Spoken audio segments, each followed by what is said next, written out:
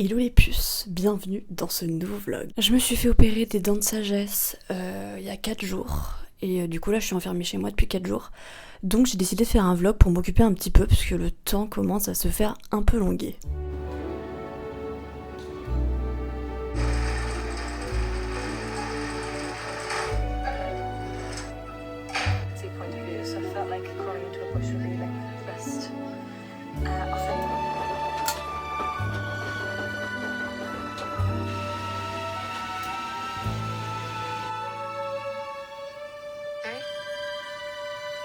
Marines, former.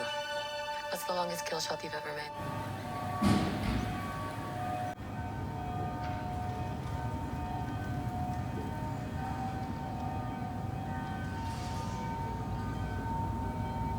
Tenue du jour pour rester enfermée et soigner ses dents. Un petit pantal que j'adore trouver à New York dans une fripe. Je sais pas si vous pouvez bien voir mais il y a une petite pochette comme ça. Je suis fan, il est ultra confort. Il est trop bien. Bim, bam, boum. T-shirt, des plus simples, Décathlon je crois. Pas de forme ni rien, très confort. Donc voilà quoi, ça fait l'affaire les puces. Ok les puces, je vais vous parler d'un truc, c'est ridicule. Guys, je voulais vous parler d'un truc que j'ai trouvé trop intéressant, que j'ai trop envie de partager. Je lisais la newsletter de Leandra Medin-Cohen, c'est une New-Yorkaise. Ça faisait hyper longtemps qu'il fallait que je lise sa newsletter et je l'ai enfin fait. Et j'ai trouvé ça trop intéressant et j'adore cette meuf parce qu'elle a une créativité. Je vous conseille grave d'aller voir son compte Instagram ou de voir un peu qui c'est.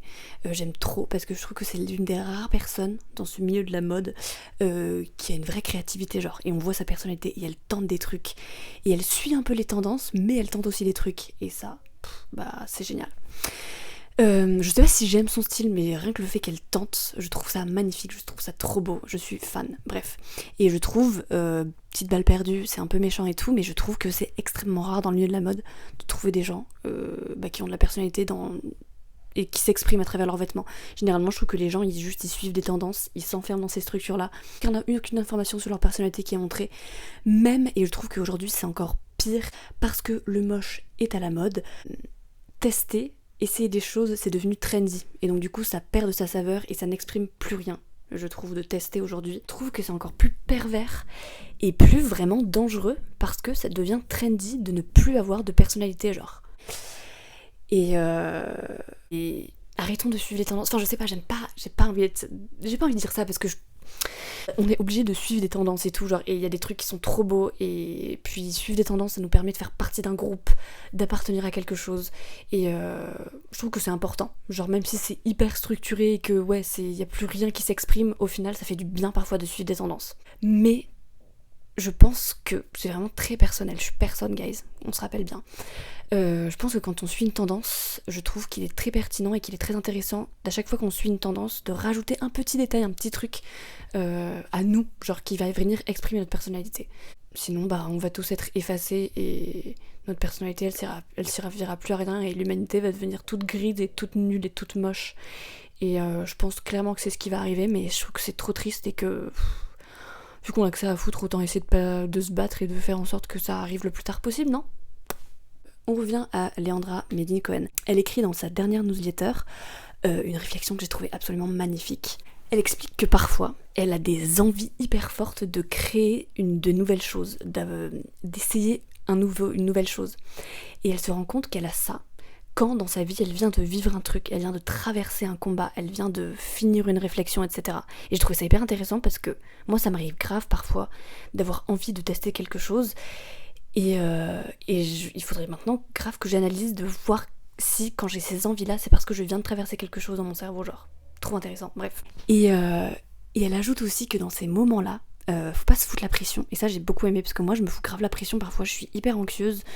Genre, j'ai une idée, j'ai envie de porter quelque chose de cette manière-là et tout. Et ça me fout, je m'auto-fous de la pression. Parce que du coup, je me dis, il faut que je le fasse, il faut que je m'exprime sur ça, il faut que je le fasse. Et du coup, elle explique qu'il faut pas se foutre de la pression et qu'il faut laisser le truc arriver tranquillement. Et que tant qu'il n'arrive pas, c'est qu'on n'a pas encore fini notre transition, qu'on n'a pas encore fini notre réflexion et notre cheminement de pensée, notre digestion.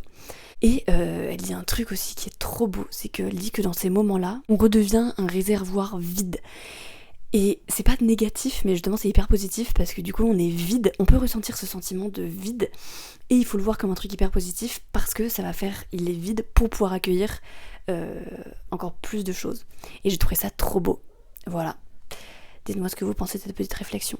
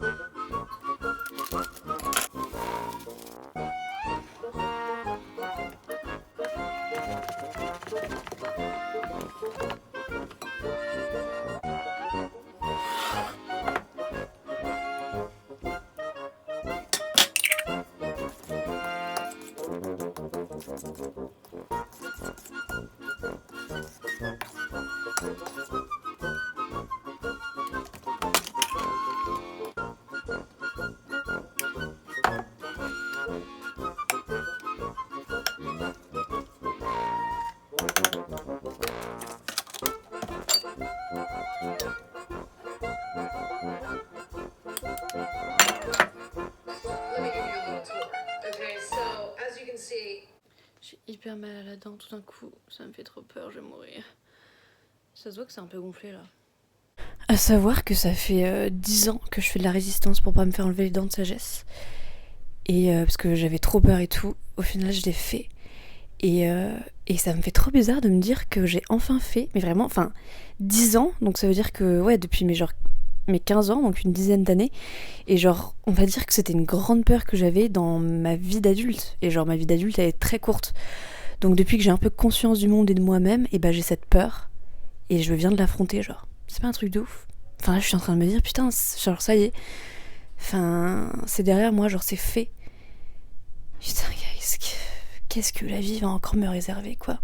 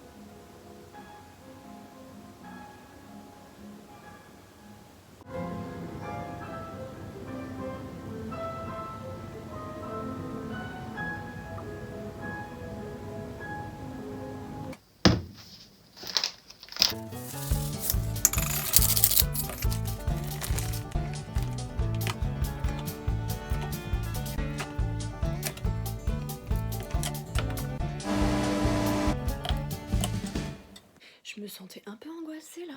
J'ai eu un petit mental breakdown parce que ça fait 4 jours que je suis seule en même temps. J'arrive toujours pas bien à parler, je suis désolée. Ouais, petit mental breakdown. Du coup, mon remède du soir, ça va être de me regarder un petit film sur l'espace. J'ai choisi donc Ad Astra parce que ça fait hyper longtemps que je veux regarder. Il y a Brad Pitt, donc déjà on va se régaler. Il n'y a rien de plus déstressant qu'un film sur l'espace, je trouve.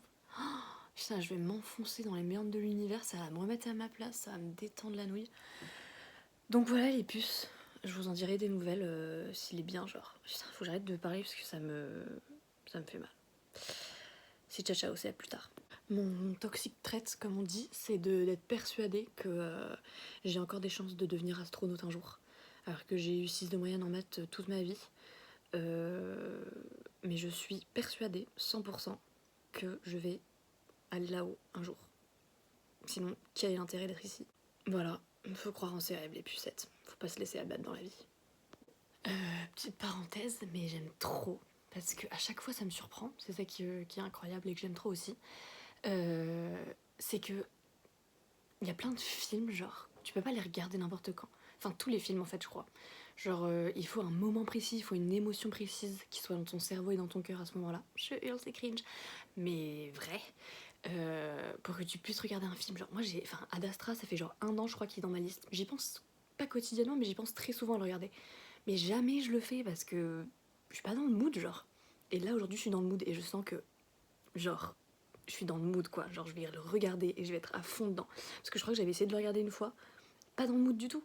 Et que, aussi, ce que je trouve, mais trop bien, trop fascinant, c'est que tu peux regarder un film le lundi, si tu le regardes le mercredi, ce sera pas le même film, genre. Tu ressentiras pas les mêmes choses, tu verras pas les mêmes choses et tout. Et ça, c'est quand même, c'est fou. C'est dingui dingo, Annie dingo, quoi. Et ouais, voilà. Voilà les puces.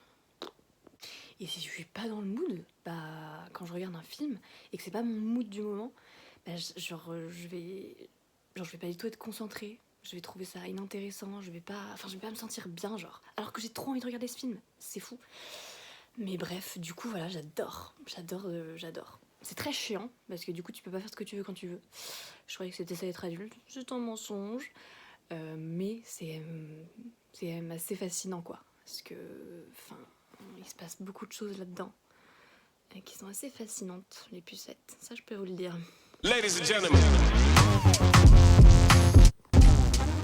Antibiotique, comme ça, droit dans le gosier, guys. Dans le gosio, l'antibio. Là, je fais genre, mais il va me falloir 5 minutes pour l'avaler parce que je suis un petit peu zinzinos du cerveau. J'arrive pas à avaler comme... M'arrêter de cette conversation tout de suite. Anyway, guys, samedi soir. Putain, j'ai l'impression que je fais que gonfler de heure en heure, genre.